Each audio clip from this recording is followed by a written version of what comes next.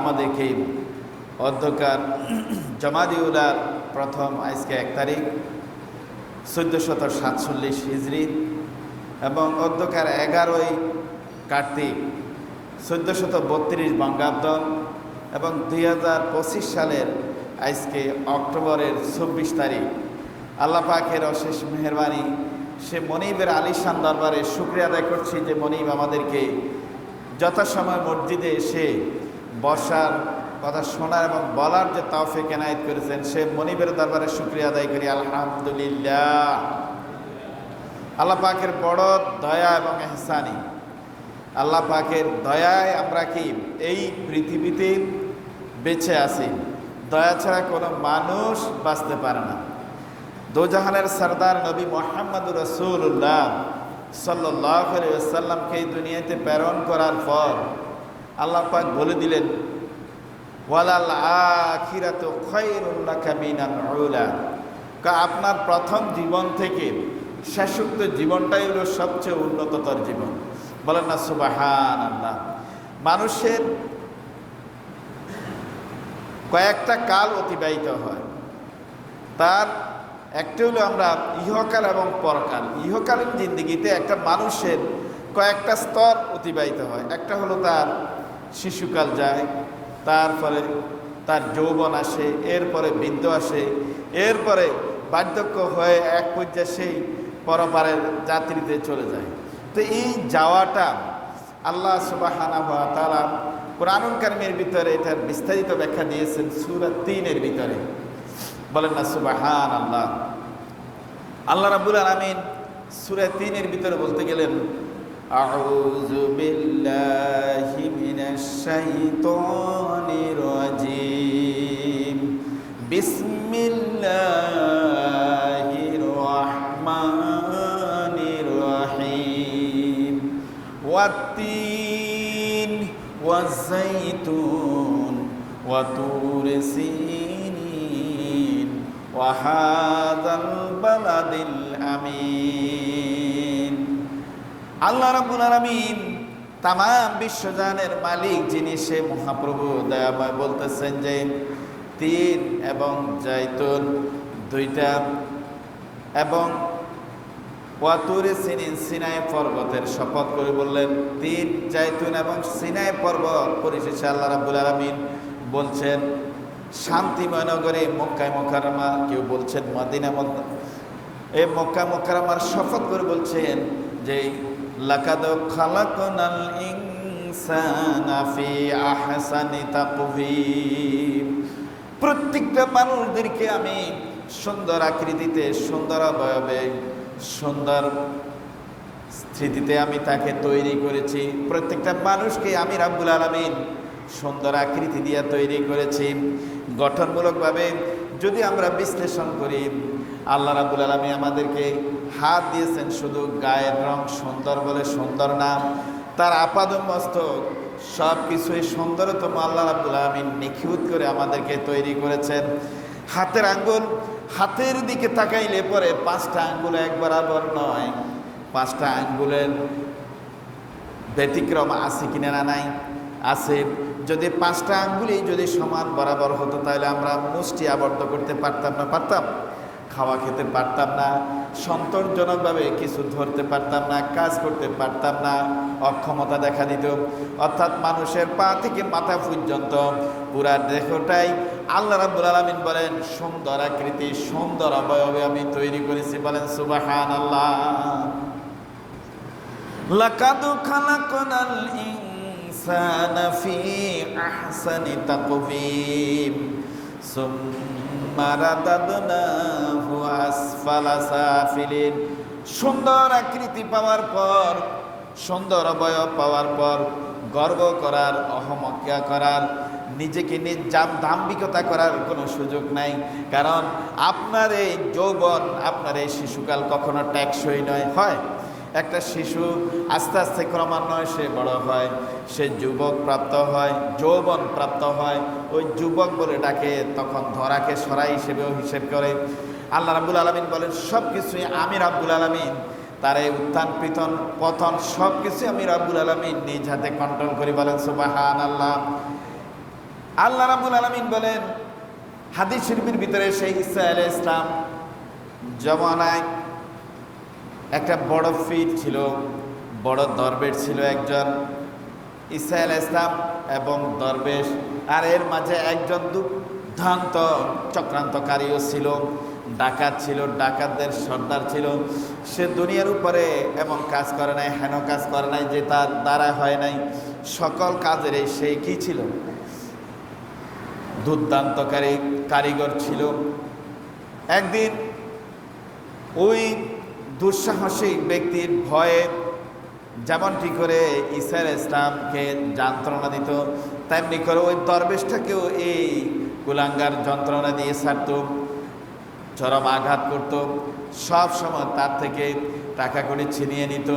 অর্থাৎ সে সবসময় মানুষ থেকেদেরকে অস্থিতিশীল অবস্থায় রাখত। কিছুদিন পর ওই ডাকাত মনে করলো যে আমার জীবন সায়ান্নে, প্রায় জীবন শেষ পর্যায়ে, এমত অবস্থায় আমি আমার এই ডাকাতি পথ ছেড়ে আমি ঈসা নবীর কাছে হাতে হাত দিয়ে আমি ইসলাম ধর্ম গ্রহণ করব। কি করলো? ডাকাতের সিদ্ধান্ত নিল। তখন ঈসা আলাইহিস সালামকে তালাশ করার জন্য বেরিয়ে পড়ল। ঈসা আলাইহিস সালাম তখন ওই দরবেশের খানকায় ছিলেন। দরবেশের খানকায় বসে দরবেশ সমেত একান্তে আলাপ করতেছিলেন। এমত অবস্থায় চতুর্দিক খোঁজখবর নিয়ে ডাকাত সর্দার দেখলো কোথাও ঈসা নবীকে পাওয়া যাচ্ছে না। খোঁজ নিয়ে দেখলো ওই দরবেশের খানকায় ঈসা আলাইহিস সালাম আছে।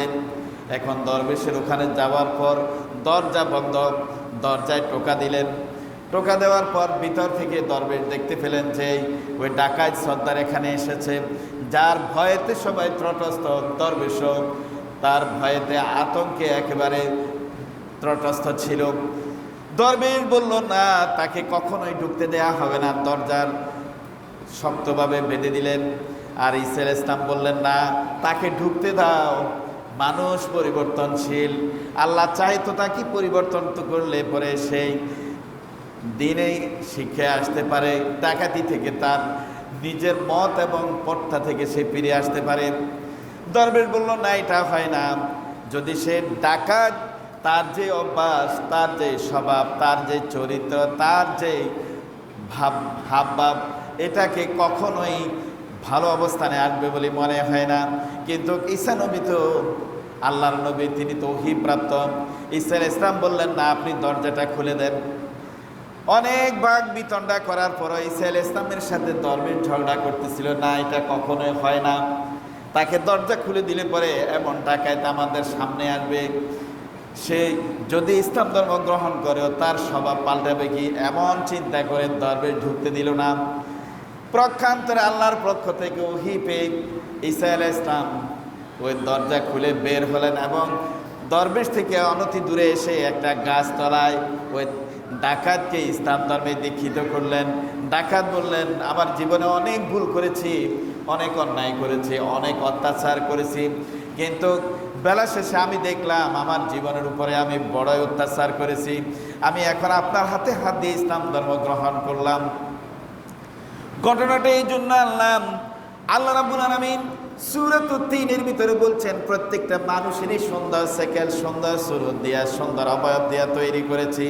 কিন্তু মানুষ যখন তার এই অবয়ব পাওয়ার পর, যখন সে দাম্ভিকতায় ফেটে পড়ে, তার যৌবন শক্তি পাওয়ার পর যখন দাম্ভিকতা ফেটে পড়ে, যখন সে অহমিকা করে, আল্লাহ রাব্বুল আলামিন আবার বলে দিলেন, সুম্মা রাদাদনাহু আসফালা সাফিলিন। দাম্ভিকতা করার কোনো উপায় নাই। মানুষ যখন টকবগ যৌবন, আর এই যৌবনকাল তো তার স্থায়িত্বের প্রতীক হয় না, ক্রমান্বয়ে সেটাকে কি করেন আল্লাহ পাক কমাই দেন। মানুষ যখন এক সময় ছিল খুব এক অবস্থা, আর এই যৌবনত্ব কাটায় যখন বৃদ্ধ অবস্থায় উপনীত হয়, তখন মানুষ একটা অসহায়ত্ব ভাব প্রকাশ করে কি করে না, উঠতে পারে, বসতে কষ্ট পায়, নড়তে কষ্ট পায়, খাইতে কষ্ট পায়, চলতে ফিরতে কষ্ট পায়। আল্লাহ রাব্বুল আলামিন বলেন, এই সমস্ত আমি তো প্রথমেই তোমাদেরকে সৃষ্টি করার পর ঘোষণা করে দিয়েছি, তোমরা এখন যে অবস্থানে আছো, এই অবস্থানটা তোমাদের স্থায়িত্বের প্রতীক নয়। দরবেশ যেই দরবেশই হোক না কেন, যত বড় ফিরেই হোক না কেন, তার কাছে যদি দাম্ভিকতা আসে। এরপরে ঈসা আলাইহিস সালাম ওই ডাকাতকে ইসলাম ধর্ম গ্রহণ করালেন, সে দিনে আসলো, তার গুনাহগুলি আল্লাহ রাব্বুল আলামিন ক্ষমা করে দিলেন। আর এর ভিতরে ওহী দিয়ে আল্লাহ রাব্বুল আলামিন জানাই দিলেন যে দরবেশ, যে জান্নাতি ছিল, তার শুভ সংবাদ ছিল। আল্লাহ রাব্বুল আলামিন তার জীবনের সকল আমলগুলা বরবাদ করে দিলেন এবং তার নামটা জাহান্নামের তালিকাভুক্ত করে দিলেন। বলেন নাউযুবিল্লাহ। অন্যায় করলে যদিও সে আমল করে, আমল করার পর আমাদের দেশে অনেকে আছে না, তারপরে কেউ আছে বড় উচ্চতর শিক্ষিত হইলে পরে, বড় ডিগ্রিধারী হইলে পরে সে দাম্ভিকতা পেটে পড়ে। কেউ আছে বড় আলেম হইলে পরে, আরে আমার চেয়ে বড় আলেম আর কেউ হইতে পারে, দাম্ভিকতা করে। কেউ আছে টাকা পয়সায় বড় হইলে পরে সে দাম্ভিকতা করে। আসলে আল্লাহ রাব্বুল আলামিন বলেন যে প্রত্যেকটা মানুষে আল্লাহু গানিয়ুন, আল্লাহ হলেন ধনী, ওয়া আনতুমুল ফুকারা, তোমরা যারা আছো সবাই কি ফকির, তোমরা অসহায়, তোমরা দুর্বল শ্রেণীর। তোমাদের সব সময় তোমাদের অবয়বটা, তোমাদের অবস্থানটা কখনো টেকসই স্থায়ীর প্রতীক নয়, এটা ক্রমান্বয়ে স্তিমিত হয়ে যায়, ধ্বংস হয়ে যায়। এটা তোমাদের সব কিছু হারায় এক পর্যায়ে তোমরা নিঃস্ব হয়ে যাবা। এটা আল্লাহ পাক ঘোষণা করে দিলেন। আল্লাহ রাব্বুল আলামিন বলেন, তবে তারাই বুদ্ধিমান, যেমনটি করে আল্লাহ রাব্বুল আলামিন নবী মুহাম্মদুর রাসূলুল্লাহ সাল্লাল্লাহু আলাইহি ওয়াসাল্লামকে বলেছিলেন, ফাআম্মাল ইয়াতীমা ফালা তাকহার ওয়া আম্মাস সাইলা ফালা তানহার। যেহেতু আমি তো আপনাকে এতিম অবস্থায় পেয়েছিলাম, নিঃস্ব অবস্থায় পাওয়ার পর আমি আপনাকে সহায় দান করেছি। আরবের ভিতরে সবচেয়ে নিগৃহীত ছিলেন আমি রাব্বুল আলামিন, আপনাকে সব কিছু স্থিতিশীলতা দান করেছি। কে করেছেন? আল্লাহ রাব্বুল আলামিন। আপনাকে আমাকে কে দান করে? আল্লাহ দান করে। তাহলে আল্লাহ রাব্বুল আলামিন বলেন, ইন্নাল্লাযীনা আমানু ওয়া আমিলুস সালিহাতি ফালাহুম আজরুন গায়রু মামনুন ফামা ইউকাযযিবুকা বা'দু বিদ্দিন আলাইসাল্লাহু বিআহকামিল হাকিমিন। আল্লাহ রাব্বুল আলামিন বলেন, শোনো বান্দা, তোমার স্থিতিশীলতা, তোমার অবয়ব, তোমার অবস্থান যদি ঠিক যদি রাখো রাব্বুল আলামিনের প্রতি ঈমান আনয়ন করে, তবে তোমার সব কিছুই ঠিক থাকবে। আমলগুলো, নেক আমলগুলা লেখার জন্য আল্লাহ রাব্বুল আলামিন ফেরেশতাদেরকে অর্ডার করে দেন, তাদের আমলগুলা লিখতে থাকো। জীবন কাটিয়েছে সঠিক কাজে, সে কখনো অন্যায় পথে পা বাড়ায় নাই। এখন বৈদুক্য এসেছে, দুর্বলতা ভাব এসেছে, আল্লাহ রাব্বুল আলামিন ফেরেশতাকে অর্ডার করে দেন, এই বৃদ্ধ মানুষটার জন্য তোমরা পাপ লিখো না, তোমরা তার নেকগুলো লিখতে থাকো। কারণ তার বিগত জীবনগুলো নেকের উপরে ছিল, তাকে কখনো পাপে দেখা হয়নি। আর যারা যৌবন অবস্থায় পাপের ভিতরে ছিল, অন্যায় অত্যাচারের ভিতরে ছিল, বৃদ্ধ অবস্থায় যাওয়ার পরও তাদের ওই পাপে লিখে থাকবে। বলেন নাউযুবিল্লাহ। বৃদ্ধ অবস্থা যাওয়ার পর তাদের কি হবে? পাপ লিখা হবে। কেননা তার প্রত্যেকটা মুহূর্তই ছিল পাপের উপরে। সুতরাং পাপেই তাকে কি করবে? নিমেষ শেষ অবস্থান তৈরি করবে। কখনো সে এর থেকে উত্তোলন হবার মতো নয়। তারপরে আমার নবী মুহাম্মদুর রাসূলুল্লাহ সাল্লাল্লাহু আলাইহি ওয়াসাল্লাম এমনই পৃথিবীতে দৃষ্টান্ত রেখে গেলেন।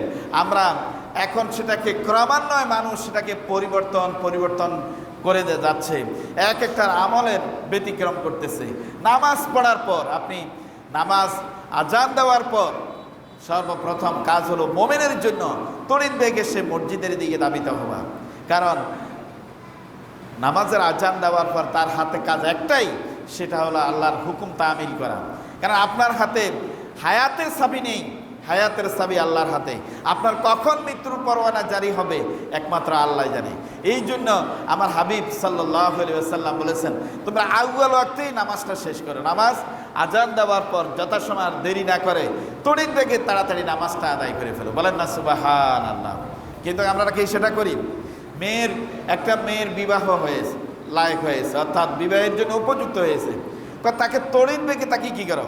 বিবাহের উপযুক্ত হইলে তারা বিয়ে দাও, বিয়ের ব্যবস্থা করো।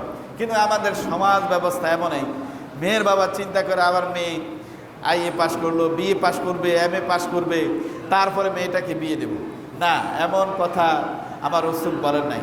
যে এই যে কাজগুলোতে দেরি করার জন্য নিষেধ করছেন তার মধ্যে এটাও একটা, যে মেয়ে উপযুক্ত হইলে তাকে এভাবে রেখে দিও না। কারণ আমরা দেখছি অনেক সময় দেখা গেছে একটা মেয়ে মেট্রিক পাস করার পর যখন আইএ পড়ে, আইএ পাস করার পর চতুর্দিক থেকে তার জন্য বিভিন্ন প্রস্তাব আসে। আর যখন মেয়ের বাবা এটাকে তুচ্ছ তাচ্ছিল্য করে ফেলে দেয়, তখন দেখা গেছে বলে যে কি আমার মেয়ে এমএ পাস করুক, তবেই তারপরে মেয়েটাকে বিয়ে দেবো। দেখা গেছে এমএ পাস করার পর আগের যে অবস্থানগুলো ছিল এই অবস্থান আর তার থাকে না। আমরা অনেক কিছুই শিখি না নিজের কাছে দাম্ভিকতার কারণে, আরে আমার মেয়ে এমএ পাস করা ছাড়া আমি বিয়েই দেবো না। যারা বুদ্ধিমান, যারা বিচক্ষণ, পাশ করবে ভালো কথা, তার পড়াতে তো কোনো বাধা নেই, ঠিক আছে, বিবাহের উপযুক্ত হয়েছে, ইন্টারমিডিয়েটে পড়ে বা পড়তেছে অবস্থায় বিয়ে দিয়ে দেন। এরপরে যদি তার স্বামী পক্ষ যদি পড়ায় তাকে পড়াক, তারা তাদের দায়িত্বে চলে গেল। কিন্তু আপনার উপর দায়িত্বে রেখে আপনি গুনাহগার হবেন না, আল্লাহ না করুক যদি কোনো তারপরে গুনাহ হয়ে থাকে, সেটার জন্য দায়বদ্ধ কে? মেয়ের গার্ডিয়ান। এই জন্য গার্ডিয়ান পক্ষকে সচেতন হইতে হবে। কারণ মেয়েরা পর্দানশীল, তাদেরকে পর্দায় রাখতে হবে। বেপর্দায় যদি যায় গার্ডিয়ান, যে গার্ডিয়ানের মাধ্যমে বেপর্দায় হবে, তারপরে বা পরপুরুষের সাথে আনাগোনা করবে, যদি গার্ডিয়ান যদি সচেতন না হয়, যদি বেপরোয়া হয়, তাহলে সে তার জন্য গার্ডিয়ান দায়ী থাকবে। আর জামাই যখন হাতে আপনি উঠাই দিবেন, তখন তার দায়িত্ব বাবার উপর থেকে চলে গেল। তো এই জন্য বিয়ের অবস্থান যাচাই করতে গিয়ে দেখা গেছে ইন্টারমিডিয়েট বা ইন্টারে পড়ে, আইএ পড়ে, যারা পড়াশোনা করে না তাদের তো ভিন্ন কথা, মেট্রিক পাস করার আগেই বিয়ে হয়ে যায়। কিন্তু আমাদের যে বাংলাদেশের যে ব্যবস্থাপনা 18 বছরের ভিতরে বিয়ে না দেওয়ার জন্য বলা আছে, কিন্তু এর পরেও তো কি বন্ধ আছে বিয়ে। আমরা অনেক সময় দেখি গার্ডিয়ান পক্ষ দেখে যে কি সচেতন গার্ডিয়ান পক্ষ দেখেন যে না 18 বছর, যদিও সরকারের এখানে বাইন্ডিংস আছে, এই অবস্থা আমি মেয়েটাকে এইভাবে রাখতে পারি না, মেয়ের চাল চলন বিভিন্ন বিহেভগুলা গার্ডিয়ান সচেতন, এটা প্রত্যক্ষ করে কয় না আমি আমার মেয়েকে বিয়ে দিয়ে দেবো, প্রয়োজনে কাবিন 18 বছর পরে হোক। এরকম হচ্ছে কি না? হচ্ছে না, হচ্ছে কেন? সামাজিক দায়বদ্ধতা, সামাজিকতা রক্ষা করতে যাইয়া, নিজের ইমেজকে রক্ষা করতে যাইয়া এমন সিদ্ধান্ত নিতে হয়। তাহলে সচেতন বাবারা এমনটি পারে। একজন সচেতন গার্ডিয়ান বিশেষ ভূমিকা রাখতে পারে। এই সচেতনতার কারণে তার মেয়ে, তার ছেলে কখনো কি অন্যায় কাজে যাবে না। আমনে অনেক ছেলে আছে দেখা গেছে ক্লাস 4, 5, 6-এ পড়ে, এখন ছেলেটা বিকেলবেলায় দুপুরবেলা খাওয়ার পর নিয়ম হলো বাচ্চাদের যারা পড়াশোনা করে তাদেরকে দুপুরে ভাত খাওয়ার পর একটু ঘুমাইতে দেওয়া, যে তোমরা একটু ঘুমাই পড়ো। এটা গার্ডিয়ান পক্ষ সচেতন। এবং কি ঘুম থেকে উঠার পর যাও একটু এই আশপাশে তুমি কিছু একটু খেলাধুলা করো, এরপরে পড়তে বসবে, এটা নিয়ম। কিন্তু অনেকে আছে দেখা গেছে দুপুরে খাওয়ার পর বাচ্চা বেরিয়ে আসছে, রাত্রে পড়তে বসবে, তখনও বাচ্চার কোনো খবর নাই। গার্ডিয়ান পক্ষ অসচেতন, তারা ওই নজরদারি রাখে না, যার প্রেক্ষিতে এই কিশোর গ্যাং নামে বিভিন্ন রকমের গ্যাং বের হয়, বিভিন্ন রকমের এই যে কিনা ছেলেদের, বাজে ছেলেদের আনাগোনা পড়ে। এই ছোট ছোট ছেলেরা স্কুলে পড়ে, আমরা আজীব হয়ে যাই, সে গাঁজা খায়, স্কুলে পড়তেছে, বাজে ছেলেদের আড্ডা পড়ে সে কি হিরোইন খায়। তাহলে এটা একান্তই গার্ডিয়ান এবং সমাজ ব্যবস্থাপনা দায়ী। সর্বপ্রথম দায়ী মা বাবা, তারপরে হচ্ছে সমাজ ব্যবস্থাপনা। যদি সমাজ যদি কঠোর হয় যে বাচ্চা ছেলে বা তারপরে 15 বছরের বয়স, তারপরে বয়সের ছেলেরা, এই ইয়াং ছেলেরা কোথায় যায়, কোথায় দিন কাটায়, এই সমাজের একটা দায়িত্ব আছে। গার্ডিয়ান সমাজের যারা লিডার, নেতৃস্থানীয় লোক, তারা এগুলো যদি পর্যবেক্ষণ করে, ঠিক মতো স্থিতিশীল রাখে, অবশ্যই পুরা সমাজটায় শান্তির নীড় রচিত হয়। আর যদি তারা যদি অবহেলায় কাটায়, আর ওই ছেলে তো অন্যের ছেলে, নষ্ট হইলে তাতে আমার কি, এতে করে দেখবেন আপনার নিজের ছেলেও নষ্ট হয়ে যাবে, আপনি টেরও পাবেন না।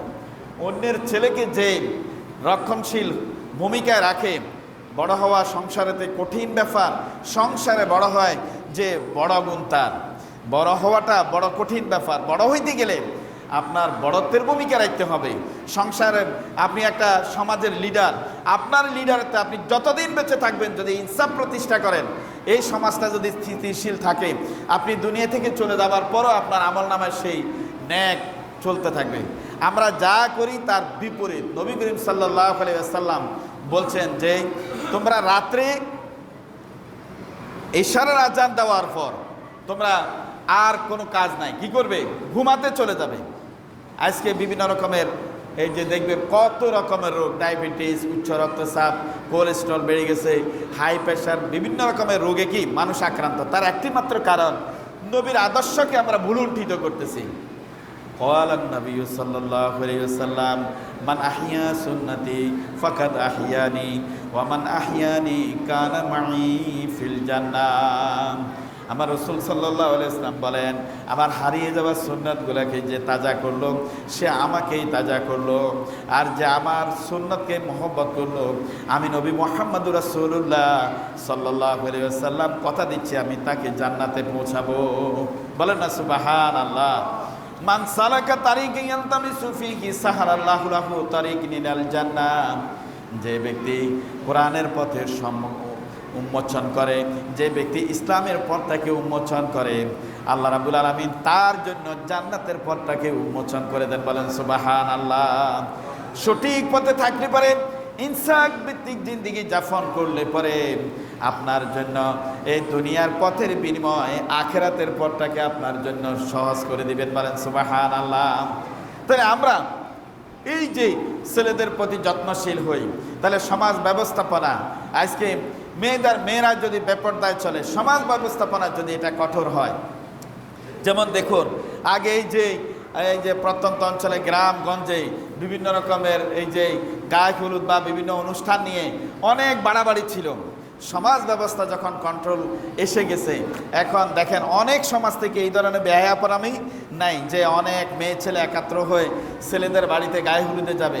আমাদের ওইদিকে, আপনাদের এইদিকে কী অবস্থা তা তো আমার জানা নেই, তবে আমাদের ওইদিকে 100% তারপর আমরা কন্ট্রোলে নিয়ে এসেছি। কোনো গায়ে হলুদের অবস্থান তৈরি করা যাবে না, কোনো ছেলের বাড়িতে কোনো মেয়ে যাওয়া যাবে না, আবার মেয়ের বাড়িতে কোনো ছেলে আসা যাবে না। তারা একান্তই নিজের আত্মীয় স্বজন মিলে গায়ে হলুদের অনুষ্ঠান করে। গায়ে হলুদের অনুষ্ঠান মানেটাই হচ্ছে এটা পাশ্চাত্যের একটা কি কবিরা গুনাহের একটা সূচনা, এটা পাশ্চাত্যের করণীয় কাজ, এটা হিন্দু সংস্কৃতি। গায়ে হলুদ আপনি একান্তে আপনার মেয়েকে তারপরে হলুদ সন্ধ্যা করেন, কোনো সমস্যা না, নিজের বাড়ির মা বাবা, তার খালা, তারপর আত্মীয় স্বজন, চাচাতো বোন, জ্যাঠাতো বোন, ফুফাতো বোন। কিন্তু ওই যে যার সাথে এখনো বিয়ের কলমায় আবদ্ধ হয় না, অনেক ক্ষেত্রে আমরা দেখি টাউনে আছে, এখনো ফেনীতে অনেক কমিউনিটি সেন্টারে দেখা গেছে বিয়ে হয় নাই, বড় এসে যায় গায়ে হলুদ দেওয়ার জন্য মেয়েকে, তারপরে হলুদ সন্ধ্যা একত্রিত হয়। বলেন নাউজুবিল্লাহ, এটা সম্পূর্ণই হিন্দু সংস্কৃতি। এটাকে ফ্যাসিলিটি দিলে, প্রশ্রয় দিলে পরে পুরো সমাজ দায়ী থাকবে। এই যে গুনাহগুলা হয়, এই গুনার জন্য পুরো সমাজ দায়ী থাকবে। আল্লাহ ক্ষমা করুক আমাদেরকে। কখনোই এমন করতে দিবেন না, কঠোরস্থ দমন করবেন। যে গায়ে হলুদ নামে এই বেহায়াপনামে কোনো অবস্থাতে দেওয়া যাবে না। এতে করে টাকার অপচয় হয়, এতে করে সম্ভ্রমহানি হয়, এতে করে পর্দা লঙ্ঘন হয়, এতে করে জেনা এবং বেবিচারে উৎসাহিত হয়। বলেন না নাউজুবিল্লাহ। অনেক সময় দেখা গেছে গায়ে হলুদে আসছে একটা মেয়ে, তারপর আমাদের পেরিতে একটা ঘটনা ঘটছে, বাড়ি হলো ওদের বাড়ি হলো সাভার, ছেলের বাড়ি হলো তারপরে যে কিনা কয় নোয়াখালীতে, কোম্পানিগঞ্জে। এখন দেখা গেছে মেয়েরা আসছে গায়ে হলুদের অনুষ্ঠান করার জন্য ফেনীতে ফেনী বাসায় আসছে, আর ও কোম্পানিগঞ্জের ছেলে একটা ব্যাংকারের মেয়ে ফটাইয়া আল্লাহ দিলে বিয়ে করে ফেলছে। ছেলের অবস্থান আর মেয়ের বাবার অবস্থান অনেক ব্যবধান। এতে করে কিছুদিন পরে বাবাটা স্ট্রোক করে মারাও গেছে। আরেক জায়গায় দেখা গেছে এভাবে গায়ে হলুদের অনুষ্ঠানে বেহায়াপনামির মাধ্যমে ছেলে অন্য অপরিচিত ছেলের সাথে প্রেম বিনিময় করে, দেখা গেছে ছেলে গ্লাস ফ্যাক্টরিতে কাজ করে, একটা সাধারণ ওয়ার্কার, আর ছেলে মেয়ের কাছে পরিচয় দিচ্ছে আমি হলাম ইঞ্জিনিয়ার, তাই আমি সাইড ইঞ্জিনিয়ার, আমি কাজ করি, আমার বেতন অনেক টাকা। তো মেয়ে উৎসাহিত হয়ে দেখা গেছে বাবার একটি মাত্র মেয়ে, এক ছেলে এক মেয়ে, বাবা বিদেশ থেকে আসছে, মেয়ের বিয়ে ঠিক করছে অন্য উন্নত এক জায়গায়, কিন্তু মেয়ে অন্য ছেলের সাথে ফটায় কি চলে গেছে, স্ট্রোক করে বাবাটা মারা গেছে। বলে না নাউজুবিল্লাহ। এরকম ঘটনা হচ্ছে কি হচ্ছে না? তার একটি মাত্র কারণ আমাদের সচেতনতার অভাব। আপনার মেয়েকে কেন দিবেন আপনি অন্যের গায়ে হলুদে যেতে? ইসলাম এত সুন্দর, এত সাবলীল, এত শিষ্টাচার শিখায়, কোরআন আমাদেরকে শিষ্টাচার শিখায়। সে কোরআন আপনি ঘরে রাখলেন আর কোরআনের বিরুদ্ধে আচরণ করলেন, তাহলে ঈমান কি থাকবে? কখনোই না। কখনোই গায়ে হলুদের অনুষ্ঠানকে সমাজে প্রতিষ্ঠিত হইতে দেওয়া যাবে না। গায়ে হলুদ করবে না, একান্তেই মেয়ের বাবা মেয়ে পক্ষ নিয়ে করুক, কোনো অন্য থার্ড পার্সন, কোনো ছেলে, কোনো তারপরে বেগানা পুরুষের যেন আনাগোনা সেখানে না হয়। গান বাদ্য তো প্রশ্নই আসে না।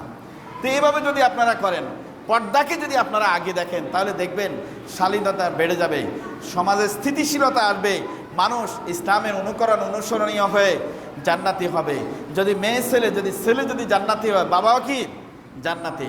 ওয়ালান নবী সাল্লাল্লাহু আলাইহি ওয়াসাল্লাম, আল্লাহ রাসূল সাল্লাল্লাহু আলাইহি ওয়াসাল্লাম ফরমান, যার পরিবার থেকে একজন যদি জান্নাতি হয়, ওই জান্নাতি ব্যক্তিটা সুপারিশ করে তার পরিবারভুক্ত লোকদেরকেও জান্নাতে পৌঁছায়। বলেন সুবহানাল্লাহ, আল্লাহু আকবার। আমরা জিন্দা অবস্থায় নারীদেরকে পর্দা করি না, আর দেখবেন যখন মারা যায় তখন কত রকমের পর্দা। কবরে লাশ নামাইবে, দূর থেকে সবাই বলবে আরে ডাকেন ডাকেন, দেখা যাইতেছে, আরে তারপর কঠোর পর্দার ভিতরে রাখেন। অথচ সে মারা যাওয়ার 2 মাস আগেও মানুষের সাথে, বেগানা পুরুষের সাথে চলছে, কথা বলছে, নির্বিচারে চলেছে, কোনো পর্দার বালা ছিল না। আসলে কি জীবন দশায় পর্দা দরকার না মৃত্যু অবস্থায় পর্দা দরকার? কোনটা? জীবন দশায় পর্দা ফরজ, মৃতদের উপর পর্দা ফরজ না, ফরজ হলো জীবিতদের উপর।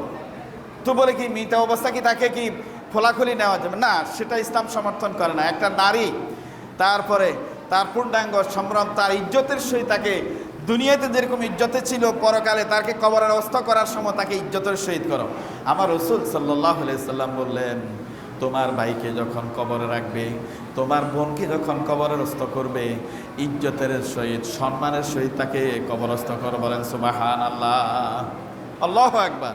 ইসলাম কত সুন্দর, ইসলাম আমাদেরকে কত সৌন্দর্য শিখায়, কিন্তু আমরা এটার ধারে কাছে নেই। তাইলে বলি ভাই, ইল্লাল্লাযীনা আমানু ওয়া আমিলুস সালিহাতি ফালাহুম আজরুন গায়রু মামনুন ফামা ইউকাযযিবুকা বা'দু বিদ্দিন আলাইসাল্লাহু বিআহকামিল হাকিমিন। ক্ষতিগ্রস্ত হবে তারা পরকালকে অস্বীকার করেন। পরকালকে যদি অস্বীকার না করতো, সে বেহায়াপনামি করতো না। পরকালকে অস্বীকার না করলে সে বেপরদায় থাকতো না। পরকালকে অস্বীকার না করলে সে জেনা এবং ব্যভিচারে লিপ্ত হতে পারতো না। যদি সঠিক অবস্থানে থাকো তবে তোমাদের জন্য জান্নাত, আর যদি অবস্থানের পরিবর্তন করো তবে মনে রেখো সবচেয়ে শক্ত বিচারক হইলেন মহান আল্লাহ রাব্বুল আলামিন। আলাইসাল্লাহু বিআহকামিল হাকিমিন। তিনি বিচারে কোনো রকমের কি করবেন না, সহনশীলতা করবেন না। আল্লাহ রাব্বুল আলামিন আমাদেরকে এই সঠিক বিচার থেকে আমাদেরকে যেন রক্ষা পায়। আল্লাহুম্মা হাসিবনি হিসাবান ইয়াসিরা। আমাদের বিচারের পর্বটা যেন আল্লাহ পাক সহজ করে দেন। দুনিয়ার উপরে চলার দিকটাও যেন আমরা সহজ হয়। নামাজ আজান দেওয়ার পরেই যেন আমরা নামাজের তারপর পায়রবি করতে পারি।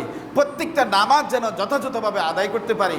প্রত্যেকটা নামাজ পড়ার সময় যেন আমার এই অনুশোচনাটা আসে যে এখন এই জোহরের নামাজে আসি, এই জুমার নামাজে আসি, এমনও হতে পারে আমি আসর নামাজে থাকবো না, সুতরাং আমার এই নামাজটাই আমার জন্য গনিমত। এইভাবে যেন আমরা আদায় করতে পারি। আল্লাহ পাক আমাদেরকে তৌফিক দান করুক, সবাই আমিন বলি। আমরা আরেকটু সকাল করে আসার চেষ্টা করি। আগামীতে আমরা জুমার নামাজ 20 শেষ করার চেষ্টা করবো ইনশাআল্লাহ। আমরা প্রত্যেকেই যথাযথভাবে নামাজের প্রতি পায়রবি হই, কোরআনের প্রতি আগ্রহী হই, কোরআন তেলাওয়াত করি এবং সমাজকে স্থিতিশীল করার জন্য আমরা তৎপর। আল্লাহ পাক আমাদেরকে তৌফিক দান করুক, সবাই আমিন বলি। ওয়া মা আলাইনা